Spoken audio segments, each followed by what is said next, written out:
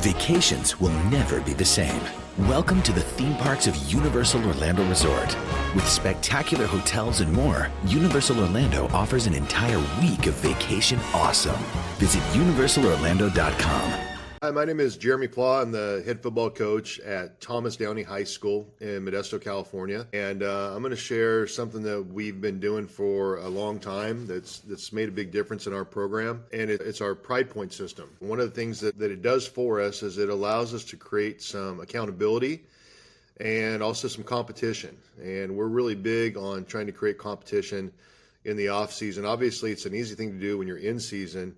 But when you're out of season, we want to try to find ways to compete with each other in our program. So the PridePoint system is really good about getting that done. So basically what it is, it's a way that we track and measure everything that's in our program that our kids do individually. And what we do is basically have a document that we give out to our kids every year at the start of our preseason. We also have it posted on our website for parents to see.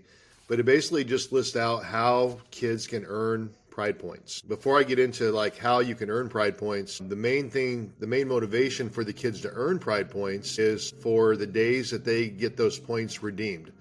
And the two big things that they redeem their points for is number one, so they can pick which jersey number they want, which is very important to kids, but not so important to coaches. And the second thing is whoever has the most Pride Points gets to check out their equipment first. So that could be big for kids in terms of getting the helmet with the right face mask or getting a newer pair of shoulder pads. Whatever the case may be, we reward our kids that have the highest amount of Pride Points. So this is where the accountability comes in. We want to reward the kids that deserve to be rewarded.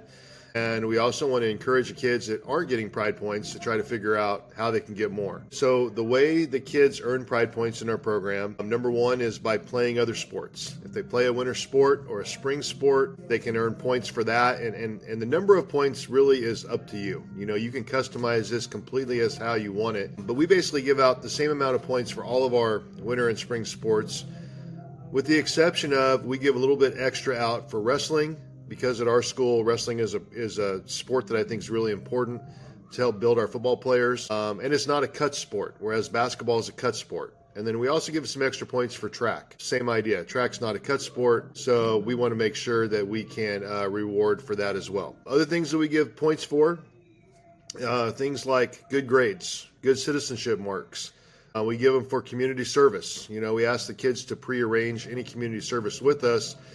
And it really needs to be something that's, not something they normally do, something that they're going to do above and beyond, maybe like something they already volunteer for with their church or, some other organization. We want them to go above and beyond. So like, for example, we have a Special Olympics in our community next week. And we open it up to the kids, hey, we're looking for 20 volunteers, Pride Points will be assigned. It's a great way for us to get easy community service from our kids. We host a fundraiser dinner and we ask 10 kids, hey, would you come and help us out? There's Pride Points available. That's a lot easier than trying to pay or trying to get adult volunteers. So we use our student labor for that. And we also give Pride Points turning in forms on time or turning them in early. And we give points for when their parents join the booster club. We give points for parents that work fireworks shifts. Now, we don't give out too many points for kids when their parents volunteer to do stuff, because it's really more about player commitment. So anytime we give out points for parents, it's more like they're smaller point values. They're more like a bonus. But we also do stuff like we give Pride Points out if kids turn in used cleats, because we have a lot of kids that can't afford new cleats. And we give out points to kids that, turn in old like JV or freshman game jerseys that we can use as practice jerseys, that type of stuff. So we also include it with our fundraising. The very last thing we do to earn Pride Points is we give out an extra Pride Point for every $5 over whatever they're expected to fundraise. So all of these Pride Points add up. We basically have a Google sheet that we keep. And if you want to see any of this, by the way, you can go to our high school program's website. It's TD for Thomas Downey, tdfootball.com. And if you click on the Pride Point link on the top, you can see an example of how we do the Pride Points. You can also see an example of how we keep the spreadsheet current. So I can go into Google Sheets at any time on my phone. I can update information in there. I can add points. I can take away points. Whatever the case may be, I can access it on my computer. It's just really easy to do. We've had this system in place for over 15 years. And in the first year or two, maybe we didn't have full understanding of what it was, but I've gotten zero complaints on this in the last 10 years because all we're doing is rewarding accountability. We're rewarding commitment. And I think that our kids and our parents really respect the effort that we go through. One of the issues with this system early was we might have a 3-year junior or a 4-year senior that gets their equipment after, say, a sophomore who really did everything they had to do, and they might get to pick their helmet and their shoulder pads before a senior or junior. So one of the first issues we had with it was those older kids would complain, well, why is a sophomore getting their gear before me? And it's a really easy answer. It's like, well, you've been in the program for 3 to 4 years. You should know how this system works. There should be no way a sophomore beats you out to get your equipment. So you can put it back on the kids that way. So PridePoints have been really good for us. I think that I get asked this questions about this system all the time whenever I speak at clinics. My son just took over a high school program, and I know one of the first things he's implementing is this PridePoint system at his school, just because it creates such a great level of accountability. And again, so you're going to have kids that compete with each other, and competition is a big thing in our program. And one of the last things that we give Pride Points for is something called our summer games. So because competition is so big for us, we actually practice competition every day in the summertime. And we do it through something that we call summer games. And so what we do is every day, the last 10 or 15 minutes of a workout day, we purposely, with intent, have a summer game. We divide our whole program up into 8 teams. Those 8 teams will compete in those games in a tournament bracket style. And basically, whoever gets first place will get 3 Pride Points that day. Whoever gets second place will get 2, and whoever gets third place will get 1. And then we have ways to double or triple those points on Fridays. So the way we do it is Mondays for us is what we call ball and bucket drill, where it's just a system like a relay race type of thing that we do every Monday. And we stole it from Florida State. I think a lot of college programs do it where we have colored tennis balls and colored buckets, colored cones, and so they have to relay race. That's great for hand-eye coordination and also teamwork. We do some sort of relay race.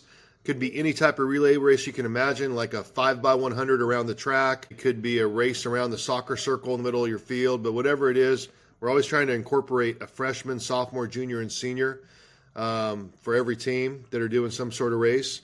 Wednesdays, we play gladiator dodgeball, which is 4 teams against each other at once. Thursdays, we have what's called a punt drill, where we basically snap the ball on the 40-yard line. And the whole team runs down and tries to down the ball inside the 15. First round, if they down it inside the 15, they get to advance to the second round. In the second round, it's going to be whatever team can down the ball closest to the goal line. They love that drill, and it has carryover to the season. And then on Fridays, as long as their team finished first, second, or third during that week, they get to go into the tug-of-war tournament. And the tug-of-war tournament is where if they win it, they triple their points for the week. And if they get second place, they double their points for the week. We actually have a way of doing one-on-one tug-of-war. We also have a way of doing 3-man tug-of-war where we loop 3 tug-of-war ropes through a tire in the middle. And basically they have to be the first one to pull the tire to their side of the circle. So all of those points can get added up, and they can get added on to your Pride Points spreadsheet, which just gives one more way to compete with each other. And you may have noticed I've said competing with each other because we're really big at understanding that the only way we're going to get better as a program is if we're willing to compete with each other. We're not trying to compete against each other. We're not trying to defeat our opponents, because our opponents are our own teammates in our own program. But we really want to get them to understand the value of competing with each other so that iron sharpens iron and we make each other better. And again, I know that's easy to do on Friday nights in season, but the question is how do you do that type of stuff in the off season and even in practice to make sure that you're actually practicing competition? And so the Pride Point system that we use helps with that. The summer game system that we use helps with that. And I think those are things that can really help your program to get better. Thank you, and hopefully you got something from me sharing all this information.